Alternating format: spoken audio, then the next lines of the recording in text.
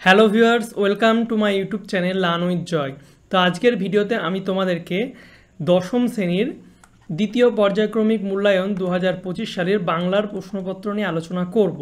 তো তোমাদের পরীক্ষা হবে 40 নম্বরের এবং সময় দেবে হচ্ছে 1 ঘন্টা 30 মিনিট। তো এই ভিডিওতে আমি কিন্তু তোমাদের একটা নমুনা প্রশ্নপত্র সেট পুরো উত্তর সহ আলোচনা করব, আর যে প্রশ্নগুলো দেবো সেগুলো তোমরা অবশ্যই ভালো করে দেখবে, কারণ এখান থেকে পরীক্ষা আসার সম্ভাবনা কিন্তু প্রবল আছে। ওকে, আর তোমাদের পরীক্ষায় কিন্তু এই রকমই প্রশ্ন আসবে। তো প্রশ্নগুলো তোমরা ভালো করে পড়ে নেবে, পারলে খাতাতে লিখে নেবে। ওকে, আর মেন ভিডিও শুরু করার আগে তোমাদের বলে দিই, তোমরা যদি আমার YouTube channel learn with Joy subscribe না করে থাকো তো সাবস্ক্রাইব করে অবশ্যই পাশের যে বেল আইকন আছে সেটা টিপে নোটিফিকেশনটাকে অল করে দেবে। এছাড়া আমার হোয়াটসঅ্যাপ গ্রুপ আছে, সেখানে তোমরা জয়েন হবে মাধ্যমিকের, এবং সেখানে কিন্তু আমি তোমাদের পিডিএফ সাজেশন সব কিছু সবার আগে আগে দিয়ে দিই। ঠিক আছে, তো চলো মেন ভিডিও শুরু করি। দেখতে পাচ্ছ প্রথমে আছে এমসিকিউ প্রশ্ন। একের দাগে বলছে জগদীশবাবু সন্ন্যাসীকে যে খড়ম দিয়েছিলেন তাতে লাগানো ছিল, কি লাগানো ছিল? সোনার বল লাগানো ছিল। দুয়েরটা বলছে বিরাগী জগদীশবাবুর বাড়িতে খেয়েছিলেন, কি খেয়েছিলেন? জল খেয়েছিলেন। তারপরে বলছে রাবণ ইন্দ্রজিৎকে অভিষেক করেছিলেন, গঙ্গা জলে অভিষেক করেছিলেন। তারপরেরটা বলছে কনক আসন ত্যাজি বীরেন্দ্র কেশরী, বীরেন্দ্র কেশরী হলেন কে? ইন্দ্রজিৎ। এবং পরেরটা বলছে ওই নূতনের কেতন ওড়ে, নূতনের কেতন ওড়ে কেমনভাবে? তো নূতনের কেতন ওড়ে হচ্ছে কালবৈশাখী ঝড়ের মতো।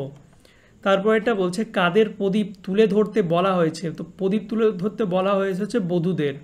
তারপর এটা বলছে তেলের খনির মিস্ত্রিরা চাকরির উদ্দেশ্যে এসেছিল, কোথায়? রেঙ্গুনে। নেক্সট 8 বলছে সমাস কথার অর্থ, সমাস কথার অর্থ হচ্ছে সংক্ষেপ। তারপর 9টা বলছে উপমান ও উপমেয়র মধ্যে অভেদ কল্পনা যে সমাসের বৈশিষ্ট্য তা হলো কি? রূপক কর্মধারায়। নেক্সট লেখক লেখেন নিম্নরেখ পদটি হলো, এটা কি পদ? এটা হচ্ছে সমধাতুজ পদ। তো 10টা প্রশ্ন দিলাম এমসিকিউ। এবার ক্ষয়ের দাগে দেখো, তোমাদের বেশি বেশি করে প্রশ্ন দিচ্ছি যাতে তোমাদের সুবিধা হয়। ওকে, এবার দেখো ক্ষয়ের দাগে প্রথমটা আছে জগদীশবাবু কিভাবে সন্ন্যাসীর পায়ের ধুলো পেলেন? তো জগদীশবাবু একজোড়া কাঠের খড়মে সোনার বোল লাগিয়ে সন্ন্যাসীর পায়ের কাছে ধরলে সন্ন্যাসী পা বাড়িয়ে দেন, সেই ফাঁকে জগদীশবাবু সন্ন্যাসীর পায়ের ধুলো নেন। দুয়েরটা বলছে কোন বহুরূপী সেজে হরিদা বাসের যাত্রীদের মধ্যে আতঙ্ক ছড়িয়ে দিয়েছিলেন? তো এক পাগল সেজে হরিদা বাসের যাত্রীদের মধ্যে আতঙ্ক ছড়িয়ে দিয়েছিলেন। 3 বলছে হাদিক মোড়ে বক্তা কেন নিজেকে ধিক্কার দিয়েছিলেন? তো শত্রু সৈন্য লঙ্কাকে ঘিরে ফেলেছে আর ইন্দ্রজিৎ প্রমোদকাননে সুখবিলাসে মগ্ন, এই জন্যই তিনি নিজেকে ধিক্কার দিয়েছিলেন। এরপর 4টা বলছে বিদায় এবে দেহ বিধুমুখী, কে কার কাছে বিদায় চেয়েছিলেন? তো রাবণপুত্র ইন্দ্রজিৎ তার স্ত্রী প্রমীলার কাছে বিদায় চেয়েছিলেন। 5টা বলছে বধূরা প্রদীপ তুলে ধরো, বধূদের প্রদীপ তুলে ধরতে বলা হয়েছে কেন? তো নববিধানের আশ্বাস নিয়ে মহাকালরূপী শিব আসছেন, তাকে বরণ করতেই বধূদের প্রদীপ তুলে ধরতে কিন্তু বলা হয়েছে। 6টা বলছে তোরা সব জয়ধ্বনি কর, কবি কাদের জয়ধ্বনি করতে বলেছেন? তো কবি পরাধীন ভারতের জনগণকে জয়ধ্বনি করতে বলেছেন। 7টা বলছে গিরিশ মহাপাত্রের হাতে কি ছিল? তো গিরিশ মহাপাত্রের হাতে হচ্ছে হরিণের শিঙের হাতল দেওয়া বেতের ছড়ি ছিল। তারপর এটা বলছে মনে হলে দুঃখে লজ্জায় ক্ষীণায় নিজেই যেন মাটির সঙ্গে মিশিয়ে যায়, কোন কথা মনে করে অপূর্বর এই মনোবেদনা? তো প্ল্যাটফর্ম থেকে বিনা দোষে ফিরিঙ্গি যুবকরা তাকে লাথি মেরে বার করে দেয়, আর সেখানে উপস্থিত দেশি লোকেরাও এই অন্যায়ের প্রতিবাদ করে না, এই কথা মনে করে অপূর্বর এই মনোবেদনা। 9টা বলছে কোন সাজে হরিদার রোজগার ভালো হয়েছিল? তো বাইজির সাজে হরিদার রোজগার ভালো হয়েছিল। 10 বলছে কাপিলা লঙ্কা, কি কারণে লঙ্কা কেঁপে উঠেছিল?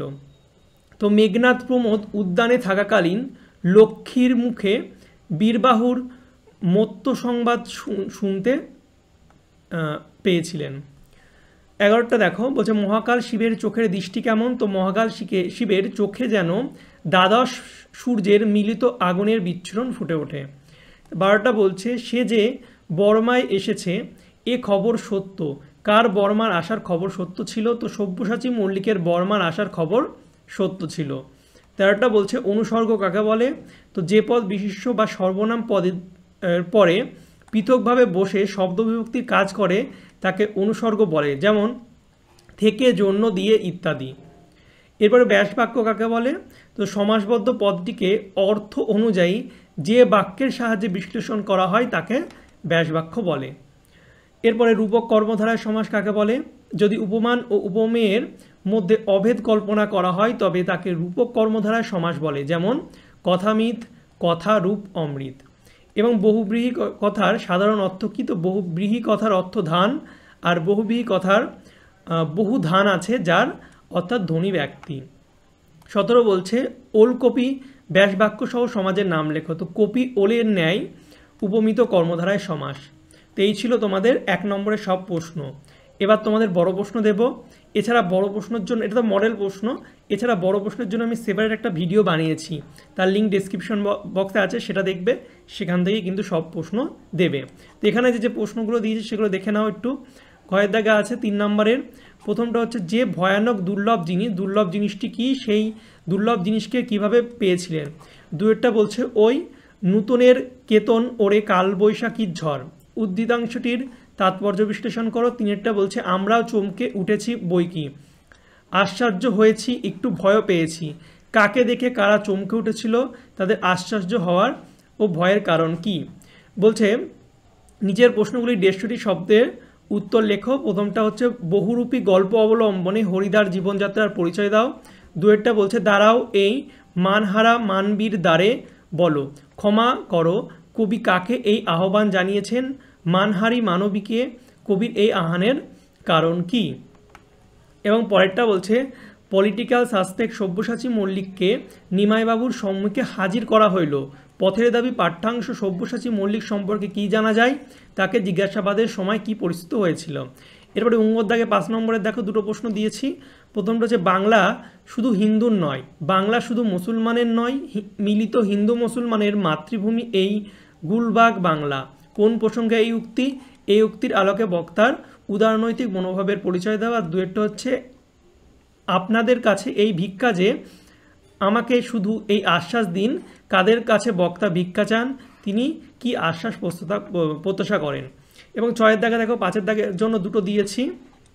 প্রথমটা হচ্ছে ওই জলের নিচে লুকিয়েছিলুম আর বলছিলুম সব পারে, মানুষ সব পারে, ফাইট কোনি ফাইট।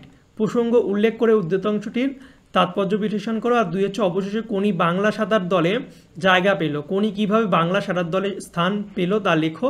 এবং প্রতিবেদন রচনা দিয়েছি নিত্য প্রয়োজনীয় দ্রব্যের মূল্য ঊর্ধ্বমুখী, এই বিষয়ে সংবাদপত্রের জন্য কম বেশি 150 শব্দে প্রতিবেদন রচনা করো।